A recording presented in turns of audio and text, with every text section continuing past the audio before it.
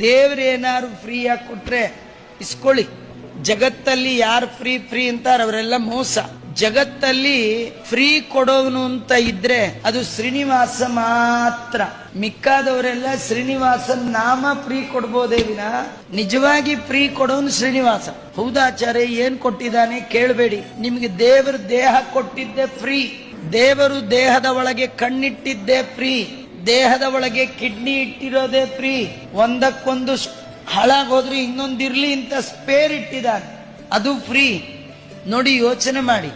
ದೇವರೇನಾದ್ರೂ ಈ ಮೂಗು ಮಾಡಿ ಒಂದೇ ಒಂದು ಹೋಲ್ ಮಾಡಿ ಅದ್ರೊಳಗೆ ಉಸಿರಾಡಿ ಅಂತ ಹೇಳಿದ್ರೆ, ಬೈ ಚಾನ್ಸ್ ರಾತ್ರಿ ಮಲಗುವಾಗ ಬೆಳಗ್ಗೆ ಮೂಗು ಕಟ್ಬಿಟ್ರೆ ಉಸಿರೆಲ್ಲಾಡ್ತಿದ್ರಿ?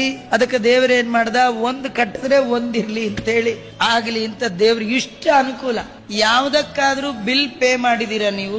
ಸಾಧನ ಶರೀರ ಇದು, ನೀ ದಯದಿ ಕೊಟ್ಟದ್ದು ಸಾಧಾರಣ ಅಲ್ಲ. ಅಂದ್ರೆ ಕಡಿಮೆ ವ್ಯಾಲ್ಯೂ ಅಲ್ಲ, ಭಾರಿ ವ್ಯಾಲ್ಯೂ ಇರುವಂತಹ ಈ ಶರೀರ ಭಗವಂತ ನಮಗೆ ಕೊಟ್ಟಿದ್ದಾನೆ. ಫ್ರೀಯಾಗಿ ಎಲ್ಲವನ್ನೂ ಕೊಡುವವ ಅಂದ್ರೆ ಭಗವಂತ ಮಾತ್ರ.